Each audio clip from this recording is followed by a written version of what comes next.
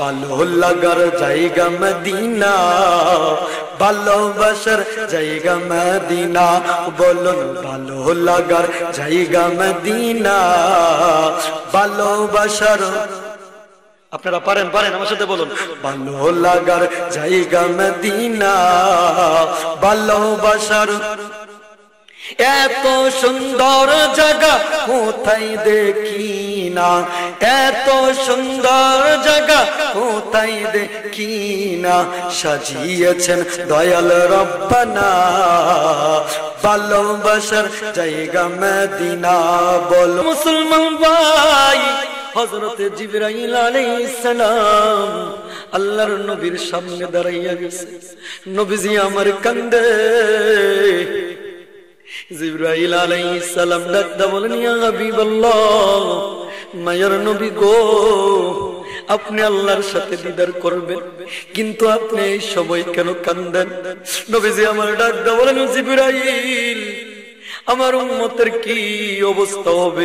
জিবরাইল ডাকদা বলে, আল্লাহর নবী, দুনিয়াতে আমাকে আল্লাহ তাআলা স্পেশাল হিসেবে ক্ষমতা দিয়েছে। এই জমিনে আদম আলাইহিস সালাম থেকে ঈসা রূহুল্লাহ পর্যন্ত সমস্ত নবী রাসূলদের সামনে আমি গিয়েছি, কিন্তু আপনি হাবিবুল্লাহ এমন একজন নবী, আল্লাহ তাআলা আপনার সাথে আমার সাথে এমন একটা সম্পর্ক করে দিয়েছে, আপনার সাথে আমি একদিন নয় দুই দিন নয়, আপনার সাথে আমি একবার নয় দুইবার নয় নবী। ও মায়ার নবী, আপনি হেরা গুহায়, আমি জিবরাইল হেরা গুহায়, আপনি মক্কায়, আমি জিবরাইল মক্কায়, আপনি মদিনায়, আমি জিবরাইল মদিনায়। ইয়া রাসূলুল্লাহ, মানুষ যখন মৃত্যুর শয্যায় পড়ে যায়, ওই মানুষগুলা সন্তানের কথা চিন্তা করে, নিজের কথা চিন্তা করে, ধন দৌলতের কথা চিন্তা করে, কিন্তু আল্লাহর পয়গম্বর আপনি এমন একজন নবী, মৃত্যু শয্যায়ও আপনি উম্মতের কথা চিন্তা করেন।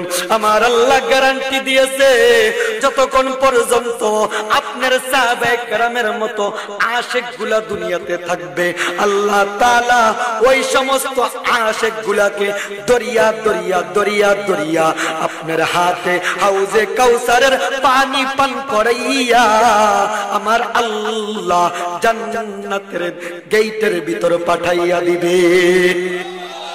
আউযু বিল, মাশাআল্লাহ, বিসমিল্লাহির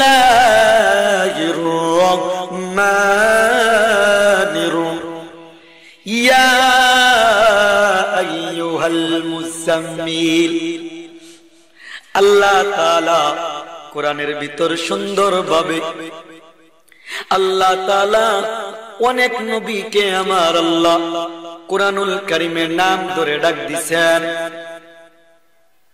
কিন্তু আমার নবীর বেলা যখন আসছে আল্লাহ তাআলা আদর করে বলেন, ইয়া আইয়ুহাল মুযাম্মিল, হে কম্বলওয়ালা নবী, আর ঘুমিয়ে থাকেন না, আপনি ঘুম থেকে উঠে যান।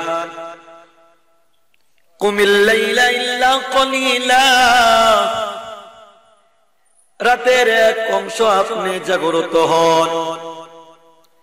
নিসফাহু আও ইনকুস মিনহু কলিলা, আর ওই রাতের একটা অংশে আপনি নামাজে দাঁড়াইয়া যান। নামাজে দাঁড়াইয়া কি করবেন?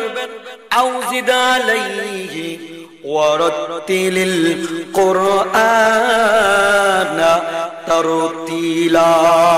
ও মুসলমান, কোরআনের আয়াত ভালো লাগলে জবান খুলে বলি আল্লাহু আকবার, আরো জবান খুলে বলি আল্লাহু আকবার। আল্লাহ তাআলা বলেন, আপনি তারতিলের সাথে রাতের একটা অংশে দাঁড়াইয়া দাঁড়াইয়া নামাজের ভিতর কোরআন তেলাওয়াত করুন। কোরআন তেলাওয়াত করলে আমি আল্লাহ কি দিব? আমি আল্লাহ আপনাকে একটা পুরস্কার দিব, আমি আল্লাহ আপনাকে একটা জিনিস দিব। কি দিবেন আল্লাহ? আল্লাহ পাক রব্বুল আলামিন বলেন আউজিদ আলাইহি ওয়ারাত্তিলিল কুরআনা তারতিলা।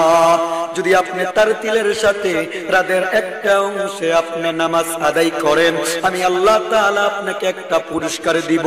কি পুরস্কার দিবেন? আল্লাহ তাআলা বলেন মাকামাম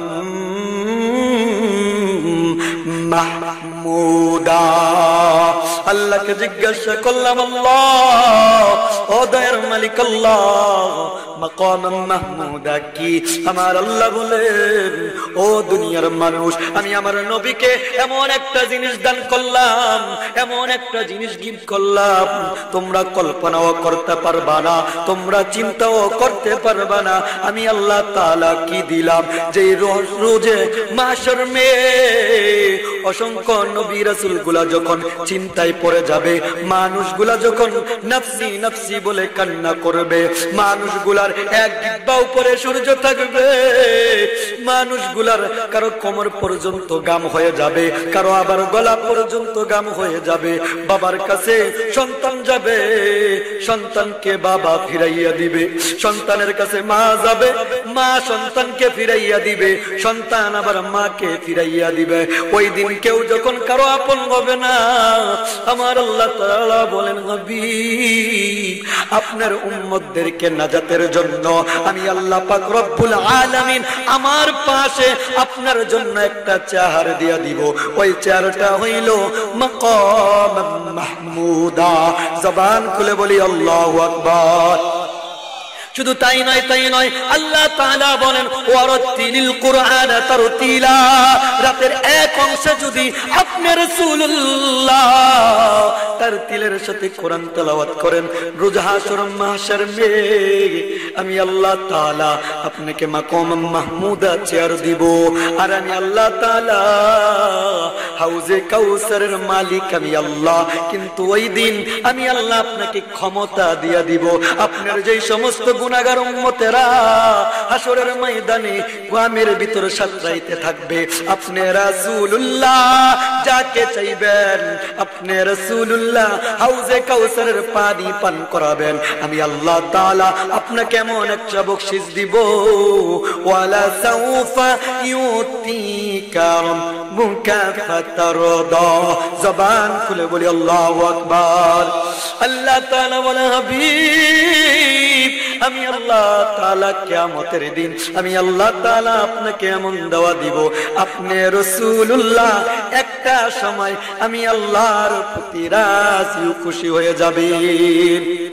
সুবহানাল্লাহ বলবেন না? সুবহানাল্লাহ বললে পুলিশে ধরবো? আপনারা কি উঠবেন আর বসবেন? আমি কথা বললে আপনারা শুনবেন ইনশাআল্লাহ? মনোযোগ আছে? যতক্ষণ বসি যদি উইটা যান বুঝবো আপনাদের ভালো লাগতেছে না, সেরা দিমু। কার কার ভালো লাগতেছে একটু হাত তুলে আমার মালিকরে দেখান তো ইনশাআল্লাহ। একটু তাকবীর দেন তো, নারে তাকবীর। অনেকে হাত তোলে না, হুজুর শীতের দিন এই যে দিছি উঠলে ঠান্ডা লাগবে, দরকার নাই হুজুর, যা মন চায় আপনি করেন। বইছি তো বইছি, মানে লজ্জায় উঠতে পারি না, হাত উড়াইতাম না, কিছু কইতাম না। আপনারা কি এই অবস্থা আছেন? শিবপুরের মুসলমান আছেন এরকম? আছেন? আছেন? আমার মালিকরা আবার একটু দেখান, ফেরেশতারা সাক্ষী রাখতেছে, একটু হাত তুলে দেখান তো ইনশাআল্লাহ। আল্লাহ তাআলা আপনাদেরকে কবুল করে, সকলে বলেন আমিন। মুসলমান ভাইরারে আমার, নবীজি আমার দুনিয়ার জমিনে আসলেন, আসার পর সমস্ত মানুষগুলা ওয়া ওয়া করে কান্না করে, কিন্তু আল্লাহর পয়গম্বর রহমাতুল লিল আলামিন সাজদায় পড়িয়া সর্বপ্রথম আশহাদু আল্লা ইলাহা ইল্লাল্লাহ ওয়া আন্না মুহাম্মাদুর রাসূলুল্লাহ, নবীজি আমার তাওহীদের রিসালাতের সাক্ষী দিয়া নামাজের শুরুতে সঙ্গে সঙ্গে সাজদায় পড়িয়া উম্মতি উম্মতি বলে কান্দে। নবী আমার ৬৩ বছর উম্মতি উম্মতি বলে কাঁদছে। ও শিবপুরের মুসলমান, আজকে আমার বুঝে আসে না তুমি কিভাবে বাড়িতে ঘুমাইয়াছ। এমন একদিন আসবে যেই দিন তোমার সামনে পালকি হাজির হয়ে যাবে, যেই দিন তোমার নামটা মাইক দিয়ে এলান হয়ে যাবে, এই জন্য শায়ের বলে, ও শিবপুরের মুসলমান, ওই দেখা যায় কবরস্থান, ওইটাই আসর বাড়ি, ওইখানেতে ফেরেশতারা থাকে সারি সারি। ও ফেরেশতা চাস কি, টাকা পয়সা পাস কি? ফেরেশতারা বলে, গোশত আমি খাই না, টাকা পয়সা চাই না, ওরে আমল নিয়ে আয়, নইরে তোর কবরেতে থাকবে না উপায়। ঠিক কিনা বলন মুসলমান? তোমার সামনে একদিন মালাকুল মউত এসে দাঁড়াইয়া যাবে, তোমার সন্তানগুলা তোমার পাশে বসে থাকবে, তোমার কাজে আসবে না। তোমার বিবি তোমার সামনে বসে থাকবে, কাজে আসবে না। তোমার বাবা, আত্মীয় স্বজন গুলা সবাই বসে থাকবে, কেউ কাজে আসবে না। কিন্তু তোমার আমল যদি সুন্দর করতে পারো, নবীর রঙে যদি তোমার জীবনটাকে রাঙ্গাইতে পারো, মালাকুল মউত আইসা তোমার জানটা একটা মার বরবথিকা সন্তানটা যেভাবে আরামে আরামে দুগ্ধ পান করিয়া করিয়া ঘুমাই যায়, আল্লাহর নবী বলেন ইমানদারের রূহটা আমার আল্লাহ তাআলা ওইভাবেই কবজ করে নিবে। বলতেছিলাম মুসলমান ভাইরারে আমার, নবী আমার 63টা বছর উম্মতি উম্মতি বলে কাঁদেন। নবী যখন দুনিয়ার থেকে বিদায় হয়ে যাবেন, আল্লাহর নবী বিছানায় পড়ে গেছেন। আল্লাহর নবী রাহমাতুল লিল আলামিন বলেন, ইয়া আয়েশা আইনা আবু বকর, ওরে আয়েশা আমার মোহাব্বতের মানুষ আবু বকর কোথায়? আয়েশা রে, ও আয়েশা আমার মোহাব্বতে আমার সুখে দুঃখের সাথী আবু বকরকে নিয়ে আসো। আবু বকর রাদিয়াল্লাহু তাআলা আনহু যখন আল্লাহর নবীর সামনে চলে আসলেন, আল্লাহর নবী রাহমাতুল লিল আলামিন হাতের ভিতর মেসওয়াক নিলেন, মেসওয়াকটা নিয়ে সুন্দরভাবে মেসওয়াক করলেন। আম্মা জান আয়েশা ডাক দিয়ে বলেন, হাবিবুল্লাহ অন্যান্য দিন আপনাকে মেসওয়াক করতে দেখছি, কিন্তু আজকের মেসওয়াক আমার কাছে জানি কেমন জানি অন্যরকম মনে হয়। নবী গো আপনি এত সুন্দর করে মেসওয়াক করলেন, গোসল করলেন, যাই নামাজ পড়া আপনি বিছানায় বসে গেলেন।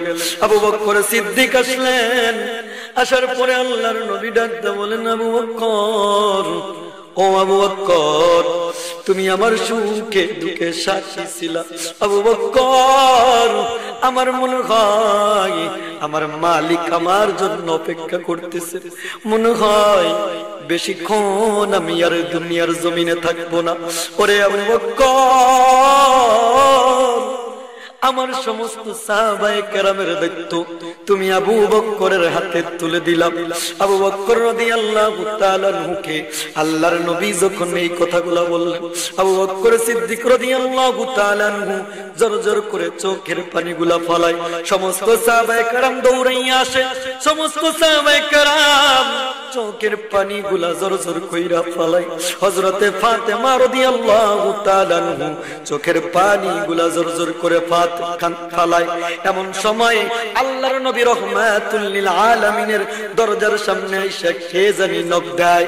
নবীজি আমারে ডাক দা বলেন, ফাতেমা ইয়া ফাতেমা ইফতাহিল বাব। ফাতেমা, ও ফাতেমা দরজায় কে আসছে? যাও তুমি দরজার গেটটা তুমি দরজাটা খুলে দাও।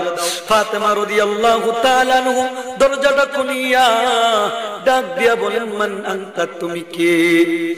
ফাতেমা বলেন, মান আনতা তুমি কে? দরজার সামনের লোকটা ডাক দিয়া বলেন, আনা মালাকুল মাউত। লোকটা দাঁড়াইয়া বলেন, আমি হইলাম মালাকুল মাউত। ফাতেমা একটা দৌড় দিয়ে আল্লাহর নবীর সামনে এসে ডাকতে বলেন, ইয়া রাসূলুল্লাহ, ইয়া হাবিবাল্লাহ, ইয়া নবী গো, মদিনায় মক্কায় কত মানুষ দেখছি, কিন্তু আজকে আমাদের দরজার সামনে এমন একজন লোক দাঁড়াইয়া আছে। আমি তাকাইয়া দেখলাম পাওগুলা জমিনে আর মাথাটা মনে হয় দেখা যায় আসমানের উপরে। আল্লাহর নবী ডাক দেয়া কয়, ফাতেমা, ও ফাতেমা তোমার বাবার দরজায় এমন একজন লোক দাঁড়াইয়া গেছে, উনি কোন সাধারণ লোক নয়, ওই ব্যক্তিটা যে একবার মানুষের ঘরের ভিতর আসে সে কোনোদিন খালি হাতে ফিরে না, উনি কাউকে না কাউকে ওই সময় দইরাই দইরাই নিয়ে যায়। ঠিক কিনা বলুন? মালাকুল মউত আজরাইল সবার সামনে আসে, যখন একবার আসে আর দ্বিতীয়বার আসে, আল্লাহর নবী বলেন ফাতেমা রে তুমি অনুমতি দাও তাকে আসতে বলো। আজরাইল আলাইহিস সালাম ঘরে আসলেন, আসার পরে আল্লাহর নবী বলেন ও ভাই আজরাইল তুমি কেন আসছো, কি জন্য আসছো? আজরাইল আলাইহিস সালাম বলেন ইয়া রাসূলুল্লাহ ইয়া হাবিবাল্লাহ, আল্লাহ তাআলা আমাকে পাঠাইছেন আপনার কাছে আপনার জান কবজ করার জন্য, কিন্তু আল্লাহ তাআলা সিদ্ধান্ত দিয়েছেন আপনি যদি চান দুনিয়াতে থাকতে পারবেন, আর যদি আপনি চান আপনি আবার দুনিয়া থেকে আপনি অনুমতি দিলে আপনার জান কবজ করব। ইয়া রাসূলুল্লাহ আপনি শুনে রাখুন আপনার জন্য আপনার দোস্ত আল্লাহ পাক রব্বুল আলামিন অপেক্ষা করতেছেন, আপনার মাহবুব অপেক্ষা করতেছেন। জবান শুরু বলি আল্লাহু আকবার। মুসলমান ভাইরা আমার, আজরাইল আলাইহিস সালাম নবীজির সামনে আইসা বইসা গেলেন। নবীজি আমার ডাক দিয়ে বলেন ও ভাই আজরাইল আইনা কি জিবরাইল, ও ভাই আজরাইল আমার ভাই জিবরাইল কোথায়? ওয়াসামাউ ফিল উলা, হযরত জিবরাইল প্রথম আসমানে যখন এই কথা বললেন সঙ্গে সঙ্গে জিবরাইল আল্লাহর রাসূল সাল্লাল্লাহু আলাইহি ওয়াসাল্লামের সামনে হাজির হয়ে গেলেন। জিবরাইল আলাইহিস সালামকে নবীজি আমার ডাক দিয়ে বললেন ও ভাই জিবরাইল, আল্লাহ মালাকুল মউত আমার সামনে আইসা বইসা গেছে, কিছুক্ষণ পর হয়তো আমার জানটা কবজ করে নিবে, কিন্তু আমার একটা জিনিস জানার আছে, তুমি আল্লাহর কাছে জিজ্ঞাসা করো আমি রাসূলুল্লাহ যখন দুনিয়ার জমিনে থাকবো না আমার উম্মতের কি অবস্থা হবে? সঙ্গে সঙ্গে আসমানের ভিতর চলে গেলে আবার সঙ্গে সঙ্গে আল্লাহর রাসূলের কাছে আসলেন। আসার পর ডাক দিয়ে বলেন ইয়া রাসূলুল্লাহ ইয়া হাবিবাল্লাহ, আল্লাহ পাক ওয়াদা দিয়েছেন আপনার যে সমস্ত উম্মতেরা আপনার সুন্নাহ মতো আমল করবে, ইসলামের শরিয়া মানিয়া মানিয়া তাদের জীবন গুলা চালাইবে, আল্লাহ পাক রব্বুল আলামিন বলেন আপনার ওই সমস্ত উম্মত গুলা জান্নাতে যাওয়ার আগ পর্যন্ত অন্যান্য নবীদের একটা উম্মত জান্নাতে যাইতে পারবে না। জোরে সোরে বলে সুবহানাল্লাহ। ভালো লাগার জায়গা মদিনা, ভালোবাসার জায়গা মদিনা, বলুন ভালো লাগার জায়গা মদিনা, ভালোবাসার, আপনারা পারেন পারেন আমার সাথে বলুন ভালো লাগার জায়গা মদিনা, ভালোবাসার এত সুন্দর জায়গা কোথায় দেখি না, এত সুন্দর জায়গা কোথায় দেখি না, সাজিয়েছেন দয়াল রব্বানা ভালোবাসার জায়গা মদিনা, বলুন ভালোবাসার জায়গা মদিনা, ভালো লাগার মাশাআল্লাহ বলুন ভালোবাসার জায়গা মদিনা, ভালো লাগার। আমার জীবনে অনেক বেশি গুনাহ, আমার জীবনে না তাই হাবিবের কদম ছাড়ব না, ভালোবাসার জায়গা মদিনা, বলুন ভালো লাগার জায়গা মদিনা, ভালোবাসার। ভালো লাগলে জবান খুলে বলুন আল্লাহু আকবার, আরো জবান খুলে বলুন আল্লাহু আকবার। ও মুসলমান ভাই, হযরতে জিবরাইল আলাইহিস সালাম আল্লাহর নবীর সামনে দাঁড়াইয়া গেছে। নবীজি আমার কান্দে।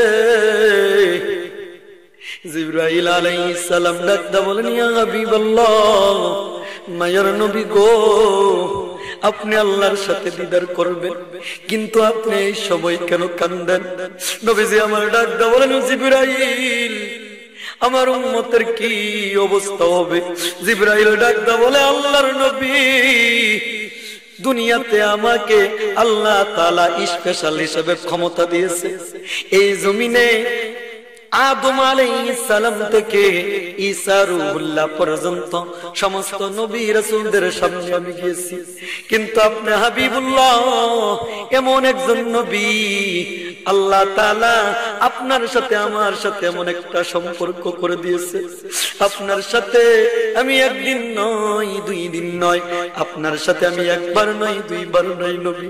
ও মায়ার নবী, আপনি হেরা গুহায়, আমি জিবরাইল হেরা গুহায়, আপনি মক্কায়, আমি জিবরাইল মক্কায়, আপনি মদিনায়, আমি জিবরাইল মদিনায়।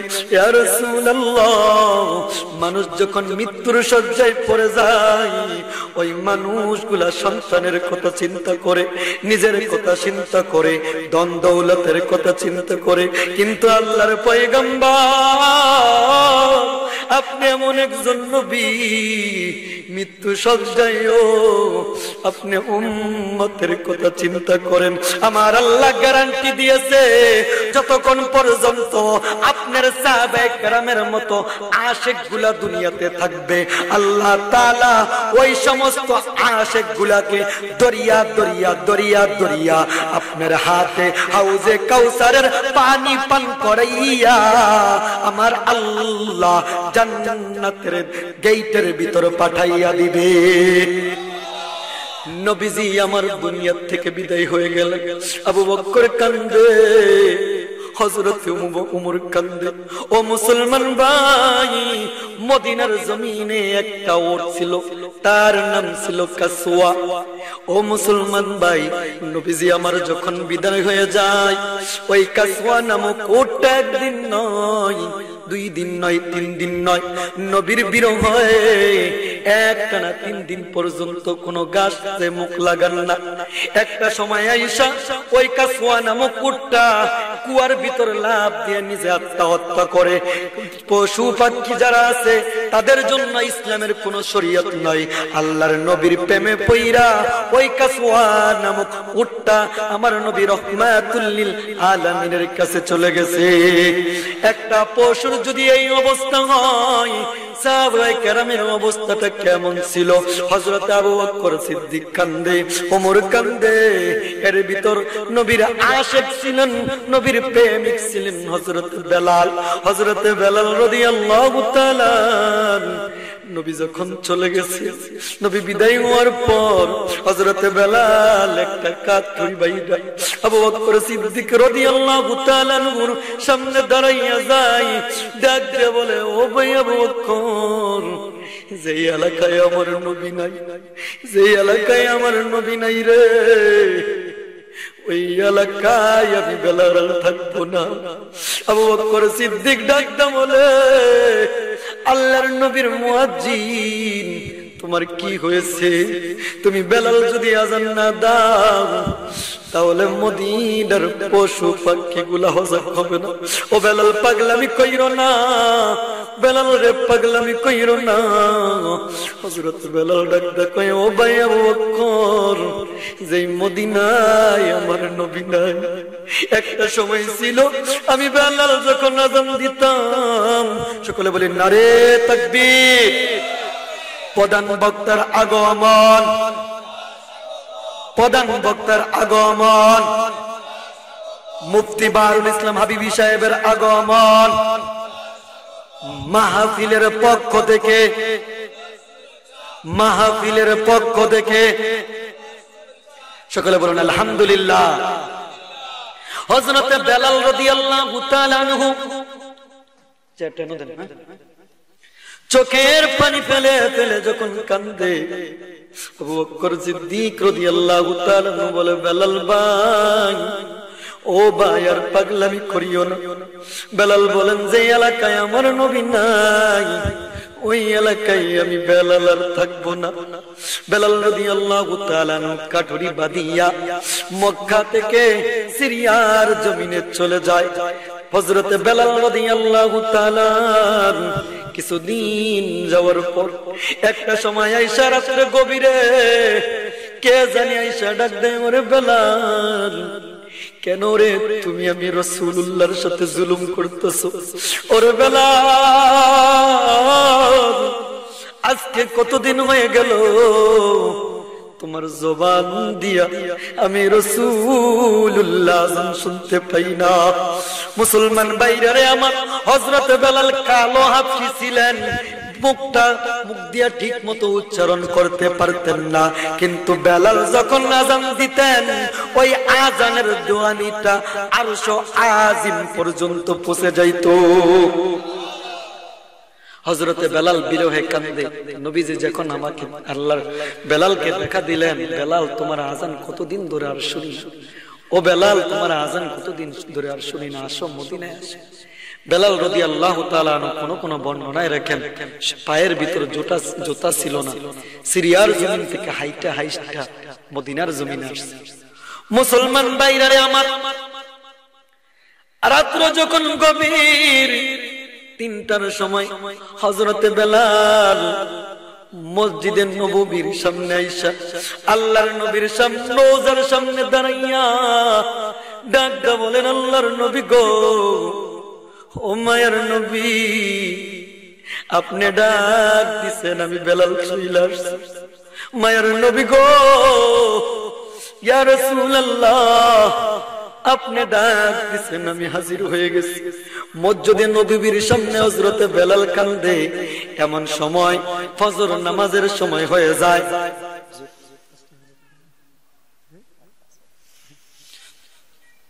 হুজুর বসে আছেন, বেদবি হয়, তারপর ওয়াজটা ফিনিশিং দেই। আপনারা চান কিনা? হুজুর যদি রাগ না করেন। মুসলমান ভাইরা আমার, বেলালের মতো পাগল যদি আমরা হইতাম, এই দুনিয়ায় নবীর দেখা পাইতাম। বলুন, বেলালের মতন পাগল যদি আমরা হইতাম,